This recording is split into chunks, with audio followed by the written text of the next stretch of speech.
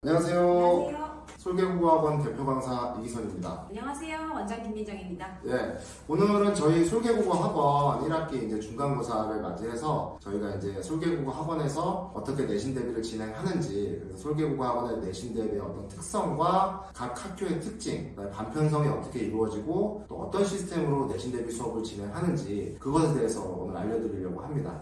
1학기 중간고사는 이제 새롭게 중학교에서 고등학교로 올라가서 맞이하는 것이기 때문에 굉장히 긴장도 많이 되고 또 첫 단추를 잘 꿰야 아무래도 이제 1학년을 잘 보낼 수 있기 때문에 어떻게 보면 우리가 앞으로 치러야 될 그 내신 학교 시험 중에 가장 중요한 시험이라고 볼 수가 있어요. 그래서 오늘 이제 저희가 심혈을 기울여서 이제 준비를 해놨으니까 이 영상을 보시고 나서 솔개국어 학원에서는 이렇게 내신 대비를 하는구나, 또는 각 학교의 특징이 이러하니까 또 이렇게 내신 대비를 하면 되겠구나, 이런 정보를 좀 얻어가시면 좋겠습니다. 자, 저희 학원의 이제 구성원들이고요. 저희가 이제 첫 내신이다 보니까 저희의 이제 최대 모토는 이 국어 공부에 좀 흥미를 갖고 두렵지 않게 하는 게 제 1목표입니다. 그러니까 첫 단추를 잘못 깨면 이 국어라는 과목에 대해서 굉장히 좀 거부감을 가질 수가 있어요. 그렇죠. 그래서 굉장히 좀 국어가 어려운 과목이다, 또는 재미없는 과목이다, 이렇게 인식이 돼버리게 되면 아무래도 우리가 이제 2학년, 3학년 이렇게 올라가면서 그 흥미를 잃게 되면 다시 좀 회복하기가 조금 어려운 점이 있어서 이 첫 단추를 굉장히 잘 꿰야 됩니다. 그래서 저희 솔개국어 팀에서는요, 첫 내신이 좀 두렵지 않게, 그 다음에 또 당황스럽지 않게 저희가 준비를 잘 해서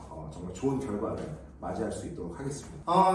또 저희의 어떤 특징은 저희는 이제 소수정예로 준비를 합니다. 다른 학원처럼 대형 강의를 하는 게 아니라 저희가 소수정예 학원을 지향하고 있기 때문에 세심하게 그리고 정확하게 저희가 내신 대비를 하는 것을 목적으로 삼고 있습니다. 그래서 첫 중간고사는 공부의 방향을 이제 혼자 했을 경우는 그쵸? 네. 못 잡는 경우가 많아요. 맞아요. 내가 대체 어떤 교재를 준비해야 되고 얼마만큼 공부를 해야 되고 또 복습 시간을 얼마나 가져가야 하고 또 어떤 게 핵심 포인트고 또 어떤 것들이 또 중요하고 어떤 것도 덜 중요한지, 이런 것들을 잘 모르다 보니까 저희가 이제 그 공부의 방향을 이제 잡아주는 거죠. 솔개국어 학원에서는 이렇게 세심하게, 굉장히 세심한 그런 모습이죠. 세심하게 그리고 정확하게 포인트와 방향성을 잡아드립니다. 그리고 다정한 공부에 거부감을 갖지 않도록 제일 중요한데요. 준비를 잘 하도록 하겠습니다. 자, 오늘 이제 차례를 좀 말씀드릴게요. 첫 번째는 고1 중간고사의 특성을 좀 말씀을 드리겠습니다. 두 번째는 이 지역의 배정 학교들의 시험 특성을 말씀을 드릴 거고요.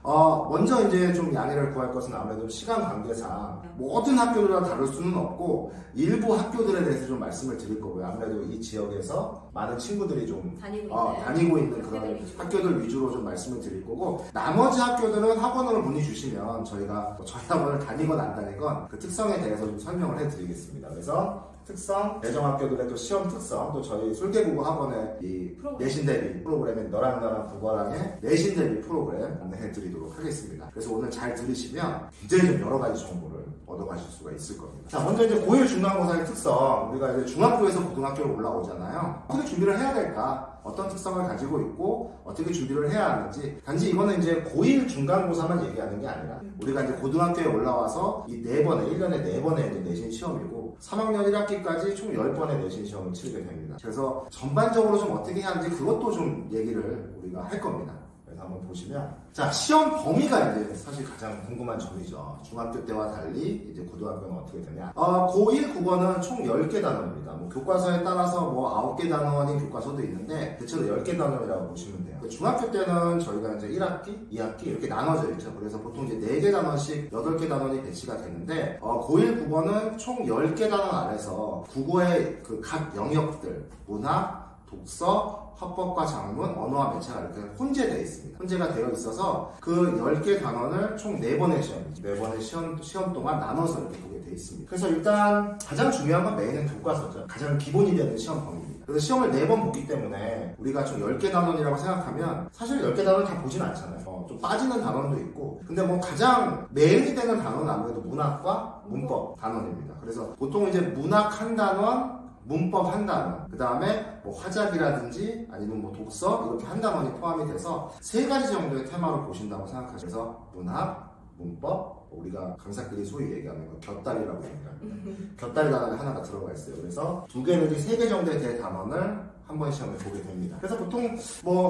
지금 여기에 가장 중요하게 보라색으로 표시를 해놨는데요. 외부 지문 여부 확인 이렇게 돼 있죠. 네. 그러니까 이게 왜 그러냐면 이 외부 지문이 들어가는 학교가 있고 안 들어가는 학교가 있습니다. 그럼 먼저 외부 지문이라는 게 뭐예요? 학교 선생님께서 따로 프린트를 주셔서 그렇죠. 이제 교과서 외에 있는 작품들을 좀 제시를 해주신다거나 아니면은 이제 학생들이 이제 모의고사를 봤던 것들, 3월에 봤던 거든 6월에 봤던 거든 그렇죠. 모의고사 때 출제되었던 일부 문항들이나 학원 전체가 다 들어가는 경우도 있고요. 네, 그래서 이 외부 지문을 보면 학교에서 이제 관련 작품들, 이제 뭐 김소월의 시를 배웠다. 그러면 그와 비슷한 주제의 다른 작품을 주거나 아니면 김소월의 뭐 다른 작품을 준다. 그렇게 해서 학교에서 관련 작품이나 지문을 학교 프린트로 주는 경우가 있고요. 그러니까 교과서에 실려있지 않은 거라고 생각하시면 됩니다. 그 다음에 이제 모의고사를 시험 범위로 삼아서 보는 곳들이 있고요. 또는 뭐 여러 가지 어휘라던가 문법에 대한 또 프린트를 주기도 하고 또 뭐 중앙여고 같은 경우에는 외부 이제 시중에 있는 교재를 사용하기도 하죠. 그래서 뭐 EBS, 올림푸스 같은 것들을 사용하기도 하기 때문에 우리가 이제 외부 지문이 들어가는지 여부에 따라서 교과서에 양이 얼마만큼 들어가느냐가 좀 달라지게 되고요. 때로는 어떤 경우가 있냐면 외부 지문이 들어가지 않는데 예고하지 않고 내는 경우도 있어요. 예고하지 않고 갑자기 보기로 나오든가 그런 경우가 있어서 사실은 학생들의 입장에서는 이 고등학교 올라와서 가장 좀 어려운 점이 암기만 해서는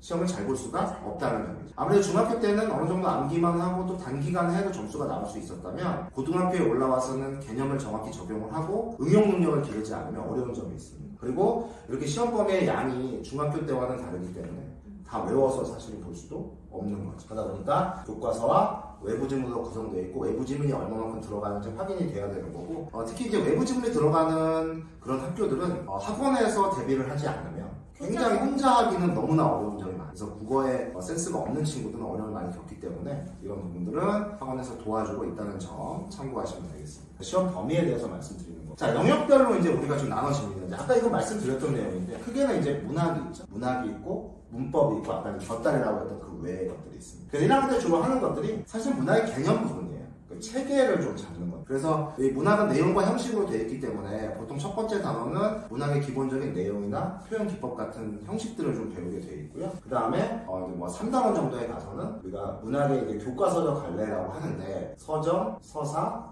극, 교술자들의 특성을 이제 배우고 대표적인 작품을 이제 한 장 배우게 되어 있습니다. 그래서 크게는 이제 이 갈래별 특징과 내용과 형식을 배운다 그렇게 생각하시면 될 것 같아요. 그래서 보통 우리가 시험을 보게 되면 아까 시험 범위 말씀드렸지 않습니까? 보통 몇 작품 정도 들어가나 한 번 시험 볼 때? 뭐 적게는 뭐 3작품 뭐 정도고 만약에 이제 외부 지문이 있다거나 교과서 범위가 넓어진다라고 하면은 뭐 7, 8작품도 가는 경우가 있어요. 그러니까 이제 그런 경우는 굉장히 좀 어려워지는 거예요. 왜냐면 2학년 때와는 달리 1학년 때는 작품의 수가 적은 대신에 뭐 소설 같은 경우는 전문이 다 들어가기 때문에 굉장히 좀 그런 면에서 좀 긴 호흡을 갖고 읽어야 되고 내용을 외워두지 않으면 조금 어려운 점이 있다는 거죠. 그래서 이제 문학이 하나의 가장 메인 장르가. 근데 1학기 때 여기를 잘 못하면 이제 2학기가 문제가. 그렇죠. 2학기 때 고전 문학이 이제 나오기 때문에 사실은 이 1학기 때 이게 지금 기초잖아요. 체계를 잘 못 잡아두면 이제 2학기 때는 이거를 안다는 전제하에 고전 문학을 접해야 되기 때문에 상당히 좀 어려운 점이 있습니다. 그래서 단지 중간고사, 기말고사뿐만이 아니라 2학기 대비를 위해서라도 첫 단추를 굉장히 잘 꿰야 되는 거죠. 문법에 대해서 한번 설명을 해주시죠. 중간고사. 네, 1학기 중간고사 같은 경우는 문법은 대부분의 아마 학교들이 의문의 변동으로 아마 시험 범위가 될 것 같아요. 근데 이제 뭐 의문의 변동만 들어가지 않고 뭐 혹은 간혹 여기에다 이제 추가로 문법 요소가 같이 들어가는 경우도 있고요. 네. 그래서 1학기에 보통 포진이 된 것들이 현대국어의 문법입니다. 그래서 크게 이제 3가지 테마가 있는데요. 첫 번째는 의문입니다. 보통 중간고사 때 이제 의문 부분을 많이 보는데 중3 때 의문의 체계까지만 배워요. 다음과 모음의 체계까지만 배우는데 이제 고등학교 올라가서는 의문의 변동이라는 걸 새로 배우기 때문에 아예 새로 배우는 거라고 생각하시면 되겠습니다. 그래서 보통 겨울방학 때부터 학원을 다니면서 이걸 익혀놓는 게 좋은데 그게 안 돼 있다 하더라도 저희 술계공 학원에서는 반복해서 익힐 수 있도록 할 거고요. 그 다음에 두 번째는 이제 한글 맞춤법이라는 게 있습니다. 한글 맞춤법은 사실 문법이라기보다는 좀 암기에 의존해야 돼요. 그런 부분이 있어서 좀 어려운 점이고요. 그 다음에 이제 문법 요소라는 부분이 있습니다. 문법이나 시제, 뭐 피동과 사동, 그 다음에 인용 표현 이런 것들을 배우게 되는데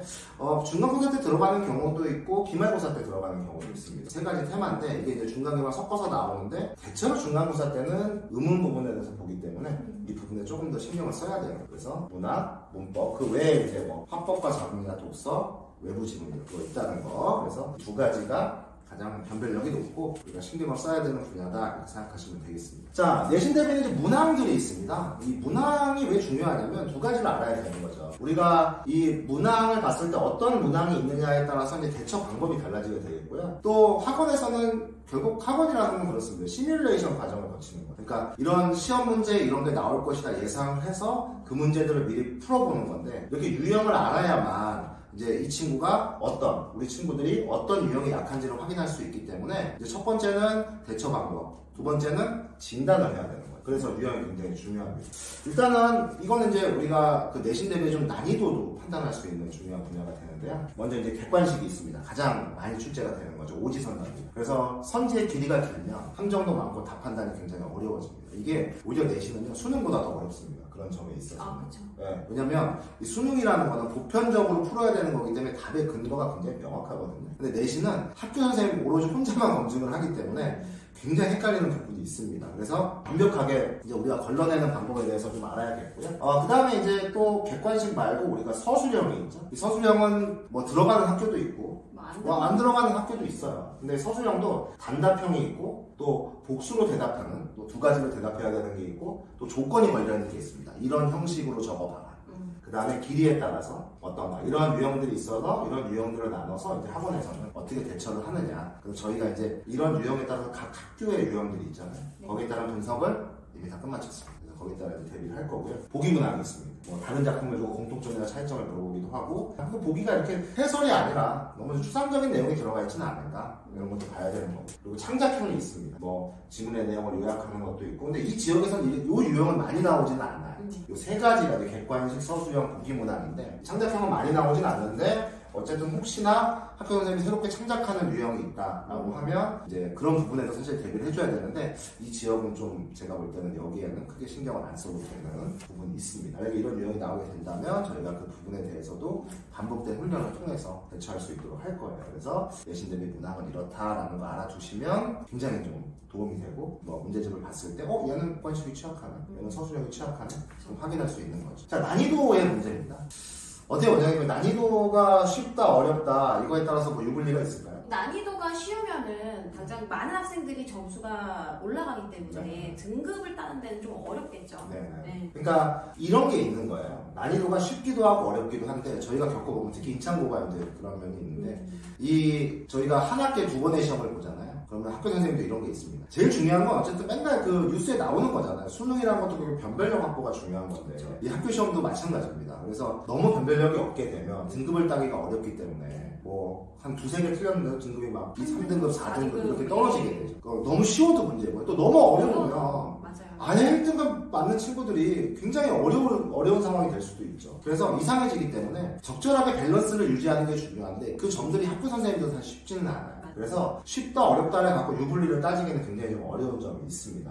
그래서 이제 우리가 문제가 뭐냐면 학교의 성향을 봤을 때 조금 쉽게 출제된다라고 하면 좀 100점을 노리는 그러한 학습을 좀 진행을 해야 되는 거고 학교 문제가 좀 어렵다라고 하면 조금 더 반복된 복습이라든가 아니면 조금 난이도가 높은 유형에 대처할 수 있는 능력이 굉장히 중요하겠죠. 사실 학생들별로 제일 중요한 건 뭐냐면 학교 시험이 어려운데 나는 쉽다. 이렇게 돼야 이제 등급이 잘 나오는 거기 때문에 학원에서는 그 점에 이제 초점을 두고 사실을 가르치는 거죠. 또 중간 기말이 있지 않습니까? 그럼 중간에 난이도 조절을 실패하면 기말을 반드시 어렵게 됩니다. 그래서 그 점을 학원에서 굉장히 좀 신경을 쓰는 거죠. 그래서 난이도 측면도 이러하다라는 말씀을 드렸어요. 그래서 이제 그런 어떤 시험의 특성이죠. 어떻게 보면 중간고사의 특성도 있겠지만 그래서 시험 범위가 어느 정도 분량인가 외부 지문 여부까지 그 다음에 두 번째는 어떤 영역을 시험 보고 어떤 영역에 변별력이 있는가 그걸 좀 말씀을 드렸고 또 우리가 세 번째는 난이도는 좀 어떠하느냐 이렇게 또 내신 대비를 하는 데 있어서 그래서 그런 특성들을 저희가 말씀을 드렸습니다.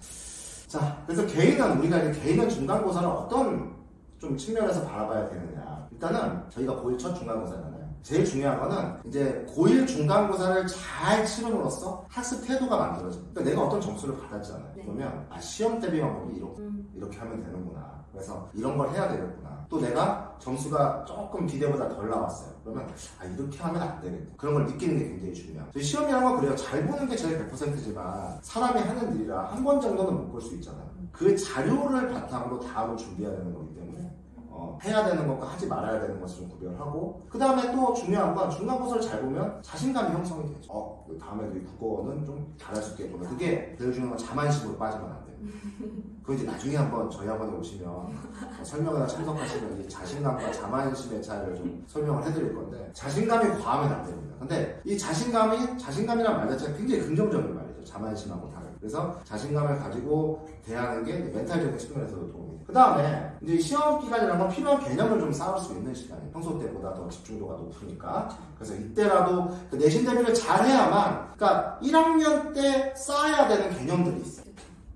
그러니까 이 내신 대비를 허투루 진행하게 되면 개념들을 못 쌓기 때문에 2학년 올라가면 훨씬 더 어려운 거예요. 그 다음에 또 새로운 게 나오기 때문에, 반복하고 새로운 게 나오기 때문에 당장 원래 해야 되는 것도 안 되는데 새로운 걸 어떻게 배우겠을까? 1학년 때 내신 대비를 한다는 거는 그런 점에서도 중요하고, 그 다음에 아까 말씀드렸죠, 암기와 이해. 암기는 습관과 연결. 무슨 얘기냐면 암기도 어쨌든 50% 차지하고 있어요. 그게 다가 아니라서 문제지. 근데 암기를 일단 첫 번째는 암기를 해야 됩니다. 습관과 연결이 되거든요. 공부 방법이랑 굉장히 단순합니다. 반복이죠. 한 번 안 되면 두 번 보고, 두 번 안 되면 세 번 보고, 끈기가 있어요. 그런 친구들이 성공합니다. 그 다음에 이해는 무슨 얘기냐면 그냥 암기만 하면 한국어로 푸는 거죠. 국어가 아니지. 근데 이제부터는 어떤 용어들을 특별하게 써야 돼요. 화자의 정서라는 게, 혹은 우리가 표현 기법에서도 감정이입이나 또 한자어나 이런 것도 어려워지기 때문에 이런 개념들과 연결지어서 응용을 할 수 있어요. 이해를 하고. 그래서 암기와 이해가 병행이 돼야 돼요. 암기는 습관, 이해는 응용이에요. 그래서 이런 개인의 중간고사에서는 이런 점들이 중요하다. 이런 말씀을 드리고 싶은 겁니다. 자, 그러면 이제 대중학교들의 좀 시험 특성에 대해서 하나하나 좀 말씀을 드릴 건데요. 일단은 첫 번째는 한성고등학교입니다. 좀 말씀을 해주시죠. 한성고등학교 같은 경우는 비상 가경민 교과서를 지금 쓰고 네. 있고요. 객관식 난이도가 좀 비교적 좀 쉬운 편이에요. 근데 이제 서술형 난이도가 조금 서술형이 어렵기 어렵다는 때문에, 거죠. 예, 그보다 또 남학생들이기 때문에 아무래도 이제 서술형 답안을 작성하는데 좀 어려움을 그러니까 문장을 만들어내야 되는 거죠. 네. 거기서 이제 변별력이 갈리겠네요. 네. 네. 그다음에 두 번째 같은 경우는 시험 범위가 굉장히 많은 편이에요. 네. 근데 이제 모의고사 2번이 좀 이제 힘든 거죠. 네, 모의고사가 시험 범위로 들어가는데 아예 전체가 전부 다 들어가는 편이고, 그 다음에 이제 문제가 되는 게 이전에 1학기 때 시험 범위에 포함되었던 단원들이 2학기 때도 또 시험 범위에 포함되는 경우가 있어서 그런 학교가 잘 없죠, 사실은. 아니요. 특이한 거죠. 네, 거의 없어요. 이런 경우 때문에 아마 이제 수업 준비할 적에 학생들이 너무 많이 어려워하고 있고요. 그 다음에 이제 보기 내용이라든지, 그 다음에 지문의 길이라든지 이런 것들이 글자가 너무 많은 편이에요. 그래서 텍스트가 많고. 텍스트가 너무 많아요. 그렇기 때문에 이제 풀 적에 어느 정도 내가 좀 스피드가 나오지가 않으면은 못 푸는 사태가 좀 발생을 할 수도 있는 그런 상황이 있을 것 같아요. 정리해보면 그런 거네요. 첫 번째는 일단 서술형 대비를 굉장히 잘해야 되는 학교다. 네. 두 번째는 일단은 시험 범위에 있어서 좀 어떻게 보면 선생님이 약간 무책임한 겁니다. 그러니까 중간고사 때 봤던 내용을 많이 넣지는 않아요. 근데 일부에 넣기 때문에 사실은 만약에 학원에서 대비를 안 하면 대비할 수 있는 방법이 전무한 거죠. 다시 앞에서 봐야 되기 때문에. 그리고 세 번째는 어쨌든 양이 많기 때문에 시간 내에 풀기가 좀 어려울 수도 있겠다. 그래서 학원에서 그런 점에 좀 초점을 맞추고 대비를 해야 되는 게 한성고등학교의 시험입니다. 근데 이제 남학교이기 때문에 사실 대비 잘하면 앞서 나가기도 좀 괜찮은 학교라고 저는 생각이 들어요. 맞아요. 그래서 저희도 이제 작년 2학기 때는 굉장히 성과가 좋았던 그런 학교였습니다.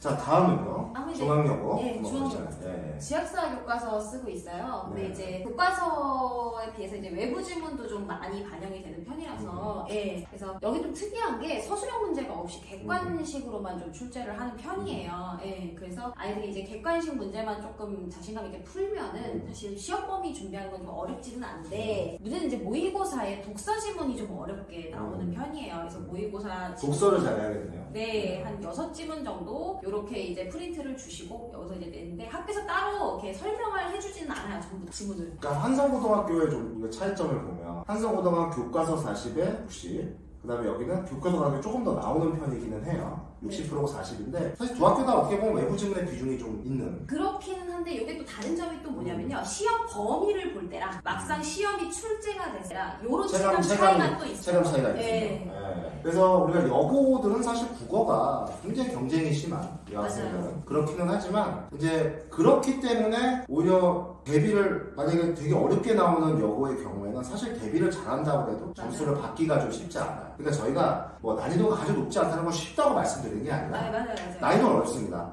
근데 여고의 그런 어떤 원래 여고 특유의 높은 난이도라고 생각을 해보면 대비를 잘만 하면 분명히 앞서 나갈 수 있는 학교예요. 네. 근데 일반적인 여고는 사실 대비를 잘한다고 해서 안 되는 경우는 굉장히 많거든요. 네.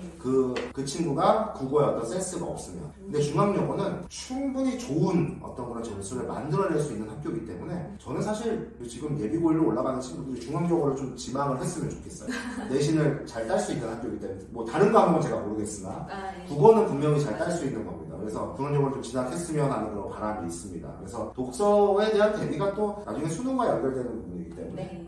그리고 또 서술력이 없어서 좀 부담도 약간 적고요. 그래서 잘 대비하면 점수가 잘 나올 수 있는 학교다 되겠습니다. 다음은요, 숙문고등학교. 네, 다음 숙문고등학교 이제 신사고 교과서 쓰고 있는데요. 여기는 이제 문법이나 다른 외의 어떤 단원들보다도 문학이 좀 어렵게 돼가지고 있어요. 특히나 이제 외부 작품들을 이제 모아서 프린트로 이제 학교에서 주고, 그 다음에 이제 교과서에 있는 작품들이랑 같이 이제 연계해서 이제 문제가 출제가 되고 있는데, 그 부분에서 특히나 조금 배점도 높은 편이고, 난이도도 어렵게 출제가 돼서요. 아이들이 아마 이제 그 부분에 좀 어렵지 않았을까, 그런 생각이 좀 듭니다. 네. 그럼 일단 기본적으로 숙문고는 문학의 개념을 좀 철저하게 잡는 게 중요하겠네요. 숙문고등학교를 다니게 되면 내신 대비를 좀 철저히 하게 되면 좀 문학에 대한 그런 실력 그런 것들은 좀 키울 수가 있는 그런 학교라고 좀 보이네요. 그래서 적절하게 좀 밸런스는 굉장히 좋은 것 같아요. 객관식이나 서술형의 밸런스도 괜찮고 교과서 외부준의 밸런스도 괜찮기 때문에 이제 숙문고등학교의 특징이 이렇고 또 나름대로 그 이후에 의미를 갖는다면 문학에 대한 대비만큼은 좀 확실히 할 수 있다는 게 좀 숙문고등학교. 다음 학교는요, 인천고등학교입니다. 인천고등학교도 역시 신사고 교과서 사용하고 있죠. 근데 이제 중간고사와 기말고사 차이가 좀 있는데 이제 점수 차이가 좀 있어서 그거에 대해서 좀 생각을 해볼 필요가 있고, 고전이 특히나 문법도 그렇고 문학도 그렇고 어렵게 출제가 되는 편이에요. 그래서 고전에 대한 좀 학습이 확실하게 되지 않으면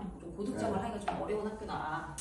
일단은 인천고등학교의 경우는 뭐 외부 지문을 하는 경우도 있습니다. 대체로는 교과서 위주로 하는 경우가 훨씬 많기 때문에 저희가 외부 지문은 이게 나올지 안 나올지를 확실하게 모르기 때문에 저희가 이렇게 해놓은 거고, 외부 지문이 나오면 당연히 저희가 대비를 하겠죠. 저희 대비하는 것이기 때문에 어렵지 않아요. 인천고는 아무래도 저도 겪어봤을 때 이게 좀 난이도의 그 어떤 그 중간고사, 기말고사의 밸런스라고 할까요? 그런 거를 좀 맞추기가 굉장히 좀 어려워요. 그러니까 쉬운 건 너무 쉽고 어려운 건 좀 너무 어렵다 보니까 거기에 맞춰서 만약에 한번 좀 쉽게 나온다, 학교에서 어느 정도 좀 알려주기도 하거든요. 그리고 우리가 또 선생님이 이렇게 말을 안 하더라도 시험 범위를 보면 대충 짐작이 됩니다.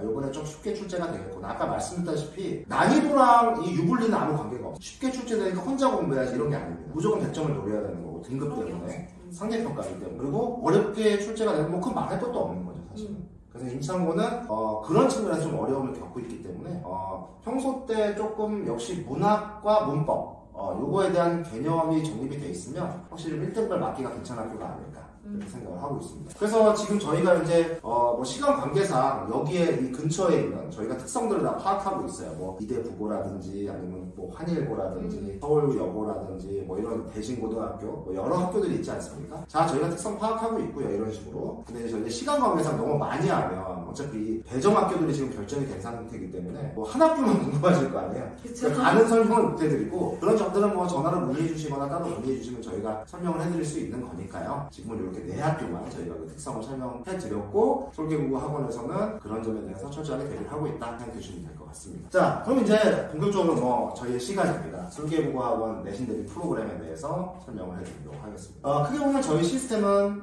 작년 저희가 이제 퇴원생이 없었습니다. 퇴원생이 뭐 지금까지 없었죠. 그래서 그 출발점 이 시스템을 설명을 해드리면, 일단은 뭐 당연한 겁니다. 저희는 학교별 발표성인데 저는 소수 정예를 지향하고 있어요. 그래서 뭐 많아봐야 뭐 7명, 6명 이 정도이기 때문에 사실은 저희가 그렇게 하는 이유는 뭐 관리적인 측면에서의 그런 것도 있지만 내신 대비는 조금 더 세심한 게 필요해요. 학생들별로 그냥 아구자비로 문제를 주고 풀어와라 이런 게 아니라 이런 점에 대해서 조금 더 공부를 해라. 그 다음에 또 내신 대비 기간에는 질문 답변도 많단 말이에요. 맞아요. 근데 한 강사가 막 20명, 30명 이렇게 내신 대비를 하고 있으면 한 학교에 대해서 질문할 필요도 사실 별로 없고 불만도 많고, 그 다음에 그러니까 그 성격에 따라서 다른 건데 뭐 막 비켜하고 질문하는 친구들도 있지만 대부분의 친구들은 주눅 들어있죠, 사실. 힘들어요. 거기다 고1이고 아직은 그런 습관이 안 들어있기 때문에. 그래서 이제 그런 점도 굉장히 어렵고 또 개개인별로 어떤 점이 취약하기 때문에 이런 점을 좀 반복해서 공부를 해봐. 또 때로는 엄하게 좀 얘기해야 될 필요도 있죠. 너 왜 이 부분을 공부를 안 했느냐? 해라. 라고 물론 다정하게 얘기합니다. 다정하게 얘기를 합니다만 그렇게 얘기해야 될 때도 있고 또 강사에 사실은 저희가 이제 저희 학원 제일 큰 강사고 인원이 많아지게 되면 아무래도 강의의 질도 떨어지고 조금 힘들어지기 때문에 강사가 좀 정말 좋은 강의를 하기 위해서는 적정 인원이라는 게 필요하거든요. 그렇기 때문에 저희는 소수 정의로 학교별로 반편성. 그다음에 최대한 교과서별 전문가를 배치하려고 하고 있습니다. 학교 관련해서 그 교과서에 좀 해본 그런 분들의 경험이 좀 많은 분들을 배치하기 때문에 웬만하면 교과서별로 이제 배치를 하고요. 그다음에 저희가 이제 그렇게 반편성과 어떤 강사의 배치가 끝나고 나면 이제 강의와 클리닉이죠. 강의는 기본적으로 3시간 강의를 합니다. 3시간 강의를 하고 그 사이에는 이제 주간 테스트가 존재를 합니다. 주간 테스트라고 하는 거는 이전 시간에 배운 것들이 제대로 숙지가 되어 있는가. 그래서 주간 테스트 통과를 못하게 되면 저희가 하루 더 와야 돼요. 저희는 같은 날 클리닉을 하지 않습니다. 반드시 하루를 더 와야 됩니다. 하루를 더 와서 강의를 듣는 게 아니라 배운 내용들을 점검하고 테스트 봤던 거를 이제 통과를 못했으면 재시험을 봐야 되죠. 그래서 이따가 보여드리겠지만 저희가 이렇게 매주 클리닉 컨텐츠가 또 따로 나오게 됩니다. 실전 미니 모의고사예요. 설명을 해드릴 건데 그래서 클리닉 시간에 첨삭을 받으면서 부족한 점도 점검을 하고 어떻게 공부할지 방향도 잡아줍니다. 그래서 강의와 클리닉으로 되어 있다는 거 확인해 주시면 되겠고요. 자, 저희의 최대 강점입니다. 컨텐츠입니다. 컨텐츠. 저희는 이 지역 어떤 학원들과 비교를 불허합니다. 그래서 이 컨텐츠는 지금 타 학원에서도 저희 컨텐츠를 쓰고 있기 때문에 저희 이제 그 가맹 브랜드가 있기 때문에 저희가 자체적으로 저희는 내신 대비는 100% 자체 시작한 컨텐츠입니다. 자체 시작한 컨텐츠로 충분한 문제 양과 그런 내용들을 제공을 하고 있습니다. 자, 그래서 전체 시스템은 이제 단편성, 강의와 클리닉, 컨텐츠 이렇게 구성된다고 보시면 돼요. 자, 아까 자체 교재 저희 강점 말씀드렸어요. 그래서 이제 교재를 저희가 개발하는 인력들도 있고요. 저희 이제 교재 이렇게 제작을 하는 모습도 좀 보여드리고. 그 다음에 저희가 레벨별 단계별로 교재들이 있으면 세분화되어 있습니다. 다채로운 교재들을 제공할 수 있고 저희는 그냥 무작위로 무조건 많은 문제를 주진 않아요. 학생들의 특성에 맞게 얼마만큼 풀 수 있는가를 점검을 해서 주기 때문에 절대로 얘네들이 문제에 질린다거나 혹은 어머님들께서 집안에 막 쌓여있는 풀지도 않은 프린트지나 문제지 보면 굉장히 화나시잖아요. 그러니까 사실 그렇게 주면 저희도 편하죠. 막 200문제 풀어와, 300문제 풀어와 이러면 편하죠. 설계국학원에서 아이들의 특성을 파악합니다. 단계별 레벨별로 교재를 제공하기 때문에 공통으로 제공하는 교재가 있고요. 추가로 풀 수 있는 교재들이 얼마든지 제공이 돼요. 그래서 효율적으로 공부를 할 수 있게 만든다는 국어라는 거는 질리지 않게 그다음에 우리가 국어만 공부하는 게 아니잖아요. 대학교 가면 수학 영어도 잘해야 됩니다. 네. 그래서 무작정 국어만 해라 이게 아니라 어떻게 효율적으로 공부를 하는가 그 학습 방법을 제공한다는 거예요. 그래서 30개 학원에서 함께 사용하고 있고 학원은 이렇게 컨텐츠가 좋아야 된다는 거죠. 그래서 저희는 컨텐츠에 자신이 있다는 걸 말씀을 드립니다. 자, 이제 학교별 교과서별 방구성인데 이 부분은요 일단은 기본적으로 저희가 배치를 한 건데 시간표상으로 조금 달라질 수 있는 건 있어요. 그렇다고 해서 이 강사가 달라진다고 해서 어떤 서비스의 질이나 강의의 질은 전혀 달라지지 않습니다. 시스템이 같고 내용이 같기 때문에 그런 부분들은 강사들끼리 저희는 팀이거든요. 공유를 하고 있기 때문에 절대 걱정하지 않으셔도 됩니다. 결과를 보여드리면 되는 거니까요. 자, 일단은 이건 참고적으로만 알아두세요. 그래서 한성고 B, 중앙여고 B, 인창고 제가 이제 수업을 진행을 하게 되고요. 그 다음에 한성고 중앙여고 A반, 그 다음에 숙문고 배화여고는 원장님이 수업을 진행하시게 됩니다. 자, 그 다음에 이제 나머지 강사분들이 기타 학교들 이건 이제 어떤 그 학교의 어떤 전문적인 지식이나 교과서의 지식에 따라서 배치를 한 것이기 때문에 참고해 주시면 되고 저희가 저희 학원에 오시게 된다라면 이 부분에 대해서 자세하게 상담을 해드릴 거고요. 이따가 말씀드리겠지만 저희 학원이 3월 둘째 주부터 내신 대비를 시작합니다. 시작을 할 때 그런 반편성에 대해서는 다시 한번 또 설명을 해드립니다. 전문가로 구성되어 있다는 거. 자, 그 다음에 이제 컨텐츠가 좋아야 된다고 그랬죠. 그래서 컨텐츠에 대해서 한번 더 설명을 해드릴 건데 일단은 첫 번째 교재는 저희가 이제 교과서 정보이라는 교재를 있고 이거예요.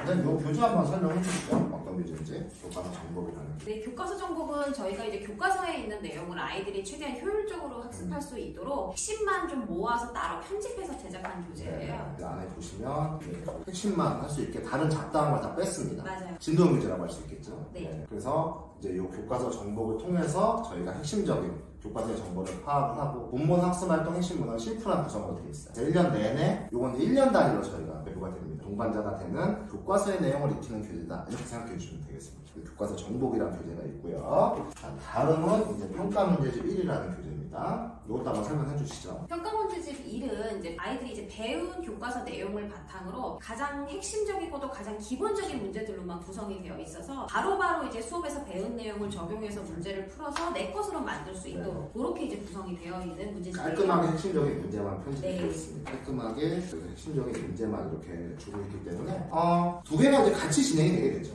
네. 그래서 배운 거를 가장 핵심적인 걸로 확인을 기본적으로 하는 겁니다. 그래서 이것만 제대로 봐도 어떤 내용, 이 단원에서 어떤 내용이 중요하다는 게 포인트가 쉽게 잡게 돼요. 그래서 이렇게 일단 기본적으로 저희가 한 2, 3주간을 진행을 하게 되죠. 네. 그 다음에 이렇게 시간이 좀 지나서 이때쯤 되면 이제 한 3주차 정도가 되면 학교에서 시험 범위가 어느 정도 확정이 됩니다. 확정이 되기 때문에 그때는 굉장히 두꺼운 평가 문제집이 한번 나가겠고요. 이제 평가 문제집 2입니다. 그래서 보시면 알겠지만 굉장히 좀 많은 양의 그런 문제나 그 시험 범위에 맞게 구성이 되어 있거든요. 그래서 보시면 알겠지만 굉장히 좀 내용이 많죠? 내용이 굉장히 많습니다. 그래서 요 평가 문제집 2는 이제 제가 소개를 해드리자면 학교 시험 범위에 맞게 편집이 된 겁니다. 시험 범위가 어느 정도 나오게 되면 편집을 해서 좀 그러니까 학교에서는 자주 출제되는 학교 기출들 모음이라고 생각하시면 돼요. 같은 교과서를 쓰는 학교 기출들 모음인데 거기서 이제 엄선한 문제들로 구성을 해서 각 단원에 저희가 50문항에서 100문항 정도 풀어볼 수 있도록 다량의 문제를 풀면서 이제 핵심적인 내용들을 익히고 중요한 것은 평가문제 2를 풀면서 중요한 걸 또 진단을 하는 거죠. 제가 부족한 부분 무엇인가 진단을 하고 어떻게 보완할 것인가를 고민을 하는 거예요. 그래서 많은 양을 좀 풀면서 헤쳐나가보는 건데요. 이거를 풀면서 끝난 게 아니라 이거를 좀 잘 풀고 잘하는 친구들은 조금 더 문제를 풀고 싶거든요. 그럼 저희가 평가 문제집을 더 제공을 합니다. 데이터베이스가 이미 구축이 되어 있고 지적인 컨텐츠가 구축이 되어 있기 때문에 더 저희가 제공을 하게 됩니다. 그래서 잘하는 친구들은 더 풀어볼 수 있도록 저희가 배려를 한다는 거죠. 그래서 일단 기본 교재는 이렇게 3권으로 구성이 되지만 이제 학교 시험 범위가 추가된다든가 혹은 조금 더 문제를 풀고 싶은들은 그런 친구들은 조금 더 저희가 문제집을 더 얼마든지 제공을 합니다. 그러고 나서 저희가 또 고난이도의 문제들은 또 따로 시크릿 문제집을 또 주게 되니까 또 최상위권의 고난이도 문제들도 원하는 친구들은 풀어볼 수 있고요. 저희는 절대 그 모든 친구들에게 똑같은 걸 주지 않습니다. 성향에 맞게 얼마만큼 잘할 수 있느냐 또 거기에 진단을 해서 어떤 그런 문제집들을 제공을 하니까 충분히 자신의 어떤 성향이라든가 그런 단계, 레벨에 맞는 문제를 풀 수 있다 이렇게 생각하시면 되겠습니다. 그래서 이것도 이제 수업에서 이루어지는 것들이죠. 질답도 확실하게 합니다. 자, 그 다음에 이제 클리닉 그런 비장의 무기들이 이렇게 있습니다. 매주 클리닉이 진행이 되고 주간 테스트도 진행이 됩니다. 그래서 이제 부족한 부분을 보완을 하는 거예요. 그래서 이 클리닉을 통해서 제일 중요한 건 뭐냐면 실전을 현장에서 연습을 해보는 거죠. 실전 저희가 이제 미니 모의고사로 이렇게 돼 있기 때문에 미니 모의고사로 연습을 해보는 겁니다. 또 하나 중요한 점은 모르는 것들을 1대1 질답을 통해서 첨삭을 받고 해결할 수 있다는 거고요. 그 다음에 진단을 하는 거죠. 클리닉을 통해서 어떤 부분일까? 여기에는 그 단원의 가장 핵심적인 문제들이 들어가 있어요. 그래서 어떤 부분이 좀 잘 안 된다를 판단을 해서 그 부분을 이번 주에 집중적으로 공부하라고 알려주는 거죠. 그 다음에 저희가 이제 비장의 무기라는 건 아까 말씀드렸다시피 그런 레벨에 따라서 어떤 최상위의 문제라든가 혹은 우리가 여기 문제 풀었던 것 중에서 조금 핵심적인 문제들만 다시 선별을 한다던가 그래서 또 어떤 지문이 학교에서 추가가 될 수 있거든요. 외부 지문이나 특강 대회도 아낌없이 저희가 제공을 합니다. 그래서 이제 클리닉과 비장의 무기들이 제공된다는 거. 자, 그 다음 저희가 이제 마지막에 시험 직전에 직전 대비를 하게 되죠. 보통 하루 전에 실시를 합니다. 하루 전에 저희도 직전 대비를 하게 되는데 그때 이제 사용되는 직전 컨텐츠는 무엇인지 먼저 한번 설명해 주시죠. 보통은 시험 직전에 시험 범위 내용 중에서 가장 중요했던 포인트들 그런 것만 따로 모아서 정리된 컨텐츠를 좀 제공을 해드릴 거예요. 그래서 마지막으로 내가 이걸 알고 있는지 모르고 있는지를 좀 점검을 확실히 할 수 있도록 그 다음에 이제 우리 학교의 기출 문제는 어떤 것들이 출제가 되었었던가 뭐 이런 것들을 같이 확인을 하는 과정을 좀 할 겁니다. 그 직전 대비는 빵꾸난 부분이 어딘가 이걸 보고 다시 한번 전체적으로 훑는 거예요. 빠뜨린 건 없는지. 그러니까 핵심 포인트들을 다시 한번 점검하고 최우선적으로 나오는 문제가 뭔가 또 우리 학교에서 출제되었던 것들은 무엇인가 이런 것들을 점검을 해가면서 시험에 좀 감을 잡아나가. 그래서 마지막에 최종적으로 리부트를 시켜서 퍼센트로 만들어서 나가는 거라고 보시면 되겠습니다. 그래서 지금 저희가 보시면 알겠지만 종류가 굉장히 많아요. 이것만 해도 5가지가 되지 않습니까? 네. 그리고 더 나갈 수도 있고요. 근데 여기에 또 하나가 추가됩니다. 뭐가 있냐면 저희가 오답 노트가 있습니다. 이 오답 노트는 굉장히 학생들이 힘들어하지만 했을 때 반드시 결과를 보장받을 수 있는 어떤 오답 노트냐면 스스로 이제 틀린 부분을 점검하는 거예요. 틀렸다라고 하면 저희가 오답 노트를 매주 작성해 오게 합니다. 근데 모든 문제를 다 작성해 오게 아니라 가장 핵심적인 문항만 저희가 해서 저희가 어차피 소수 정의잖아요. 그렇기 때문에 이게 대형 강의면 이거 할 수가 없어요. 그 친구들이 뭐 어떻게 해라 일괄적으로 어떻게 피드백을 해줄 거예요. 그렇죠? 소수 정의이기 때문에 이런 걸 할 수가 있는 거예요. 그래서 너 이 문제는 스스로 고쳐와. 그래서 스스로 쓰는 겁니다. 틀린 이유가 뭔지. 저 이거 몰라서 틀렸다. 그 다음에 답을 고쳐보는 거예요. 그럼 고친 이유가 뭔지. 그래서 고쳐봄으로써 사고력을 키우고 틀린 문제나 유형은 다시는 틀리지 않게 하는 겁니다. 그래서 본인이 뒤에 이제 나중에 쓰고 나서 해설지를 보면서 수정해 나가는 작업을 본인이 스스로 하는 겁니다. 그래서 이렇게 오답 노트까지 완벽하게 저희가 구멍을 메울 수 있도록 하고 있습니다. 이렇게 컨텐츠가 굉장히 많죠. 그래서 이 부분을 철저하게 강사가 그래서 왜 소수정예로 하는지 아시겠죠? 이 부분을 강사가 다 관리를 해줘야 됩니다. 학생들이 쭈뼛쭈뼛 질문하느라 기다리고 그냥 문제 한 몇백 문제 주고 풀어와라 하고 그냥 뭐 질답도 그냥 뭐 이렇게 카톡으로 해 그냥 받는 돈 마는 돈 하는 그런 건 저희가 절대 하지 않습니다. 이렇게 내신 대비 컨텐츠와 시스템이 잘 구비가 되어 있습니다. 그래서 선생님들도 이렇게 저희가 성장하는 과정이에요. 1대1로 저렇게 최선을 다해서 대비를 하고 있기 때문에 저희 크루들은 굉장히 열심히 준비를 하고 있습니다. 자, 내신 대비 개강 말씀드릴게요. 저희 3월 둘째 주입니다. 저희 학원은. 근데 저는 사실 내신 때 딱 들어온다기보다 맞아요. 조금이라도 먼저 들어오는 게 저는 좋다고 봐요. 왜? 대부분 학원들은 뭐 부모님도 그렇게 생각을 하세요. 뭐 저희도 몇 년 전에 그렇게 생각했습니다. 그냥 내신 개강 때 들어와라. 맞아. 중간에 들어오면 좀 뭐 이렇게 못 알아듣는 것도 있을 수도 있고 또 괜히 막 중간에 들어오면 뭐 적응도 못 할 수도 있고 그런데 저희가 해보니까요. 중간에 이렇게 지금 2월 달이라도 도중에 들어오는 것이 학원에 적응하는 것도 훨씬 빠르고요. 사실은 이 학원이 어떤지도 좀 살펴봐야 되는 거고 선생님의 성향이라든가 여러 가지 사람과 사람이 만나는 문제이기 때문에 적응을 해야 되는 측면이 있습니다. 또 강사 입장에서도 내신 대비 때 들어와서 보는 친구보다 미리 몇 주라도 들어와서 먼저 보는 게 훨씬 더 이 친구에 대한 파악이 잘 되겠죠. 그러니까 처방을 내려줄 수 있단 말이에요. 근데 내신 대비 딱 들어와서 강사들 서로 탐색전을 하는 거예요. 그럼 2, 3주 지나서야 처방을 내릴 수 있기 때문에 사실 손해죠. 그래서 이왕 보내실 거면 미리 입학하시는 게 좋고요. 또 하나 중요한 점은 미리 입학하셔야 시간표가 어떤지를 알 수가 있다는 거예요. 왜냐하면 결국 학원의 시간표는 아까 학교별로 그렇게 돼 있기 때문에 내신 대비 시간표에 관해서 어쨌든 재원생을 위주로 시간표를 저희가 짤 것이기 때문에 그 재원생한테 조금 더 유리하게 시간표를 짤 것이기 때문에 시간표 측면에서는 굉장히 좀 유리하다는 거. 그래서 그렇게 좀 적응이라던가 좀 유리한 면에서 미리 입학하시면 적응에 그만큼 도움이 돼요. 문의 전화 한번 보시면 되겠고요. 저희 학원은 주소가 이렇게 되어 있습니다. 솔개국어 네이버에 쳐보시면 저희 학원 블로그도 나오고 블로그에서 뭐 학원이 어떻게 생겼는가 이런 것도 좀 보실 수 있고요. 그 다음에 강의나 클리닉이 어떤 환경에서 이루어지고 있는가 이런 것도 좀 보실 수가 있고 네이버에 하여튼 솔개국어 학원 검색하시면 되겠고요. 아현역 4번 출구 4번 출구에서 저희가 100m만 오면 저희 학원이 있기 때문에 찾아오시기도 그렇게 어렵지 않습니다. 대로변에 있기 때문에. 자, 이렇게 해서 저희 솔개국어 학원의 1학기 중간고사 내신 대비 프리뷰를 해드렸고요. 오늘 어떠세요? 좀 정보를 많이 얻어가셨는지 모르겠어요. 원장님 어떠셨어요? 이제 아이들 처음 시작하는 거니까요. 당연히 이제 얼른 오셔서 빨리 함께 하고 준비하고 그렇죠. 저희가 준비를 열심히 할 거기 때문에 저희 솔개국어학원에 오시면 충분히 좋은 어떤 추억을 학생들과 함께 만들 수 있을 거라고 생각합니다. 자, 지금까지 이제 솔개국어학원 대표 강사 이기선이었고요. 원장 김민정이었습니다. 지금까지 들어주셔서 감사합니다.